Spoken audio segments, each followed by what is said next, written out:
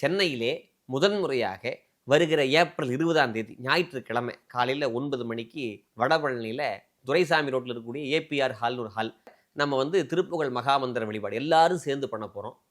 JSK Gopi அண்ணா இருக்காங்கல்லங்க முருக பக்தர், அவருக்கு தான் முருகப்பெருமானுடைய சிலையை கிடைச்சிருக்கு. அற்புதமான சிலை. அந்த சிலைக்கு பூஜை பண்ணி அபிஷேகம் அலங்காரம் எல்லாமே பண்ணி திருமணத்திற்காக திருப்புகழ் இருக்குது. அதே மாதிரி குழந்தை பேர் வாய்க்கணும் அப்படின்னா திருப்புகழ் இருக்குது. அதே மாதிரி நல்ல கல்வியில் மேலோங்க வேண்டுமா அதுக்கு திருப்புகழ், உடல்நிலை சரியில்லாமல் இருப்பவர்கள் ஆரோக்கியம் பெற வேண்டும் அதற்கான திருப்புகழ், வீடு கட்டுவது எல்லாத்துக்குமான திருப்புகழ்கள் இருக்குது. அது எல்லாருமாக சேர்ந்து நான் ஒரு முறை சொல்லிக் கொடுப்பேன் சாந்தத்தில், எல்லாருமே சேர்ந்து பாடி. ஏன்னா கூட்டு பிரார்த்தனைக்குன்னு ஒரு பெருமை இருக்குது, ஒரு சிறப்பு இருக்குது. ஏன்னு கேட்டிங்கன்னா ஒரு கை தட்டினால் ஓசை வராது, எல்லாரும் சேர்ந்து தட்டுகிற போது அதுக்கு ஒரு ஓசை உண்டு.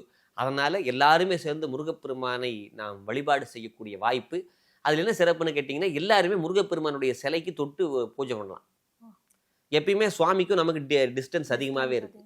அதுதான் பிரச்சனையே. நீங்கள் அந்த டிஸ்டன்ஸை குறைச்சிங்கன்னா போதும், சமயம் நல்லாயிருக்கும், ஆன்மீகம் நல்லாயிருக்கும், மதம் நல்லாயிருக்கும். நாங்கள் மட்டும் தொடுவோம், நீங்கள் தொடக்கூடாது அப்படின்னு சொல்லாமல் அதை உடைச்சு எல்லாருமே அன்பு கொண்ட மலர்களால் அர்ச்சனை செய்வதற்கான ஒரு ஏற்பாடு பண்ணியிருக்கிறோம். இதுக்கு என்ட்ரி ஃபீ எதுவுமே கிடையாது, கட்டணமே கிடையாது. விருப்பப்படுகிறவர்கள் ஏதாவது கொடுத்தா பண்ணலாம். இப்போ அன்னதானம் பண்ணுறோம், அபிஷேகம் பண்ணுறோம், அது யாரும் விருப்பப்பட்டு கொடுக்குறவங்க அது பண்ணிக்கலாம். அதனால் அந்த வழிபாடு வருகிற 20ஆம் தேதி நம்ம வச்சுருக்கோம். வந்தால் சென்னையை சுற்றி இருக்கிறவங்க பக்கத்தில் இருக்கிறவங்களாம் வர்றாங்க. வெளிநாட்டிலேருந்து எத்தனையோ பேர் எங்களுக்காக பிரார்த்தனை பண்ணிக்கோங்க அப்படின்னு சொன்னாங்க. நமக்காக இன்னொருத்தர் பிரார்த்தனை பண்ணிக்கிறாங்கன்னு அது பெரிய விஷயம் தானே.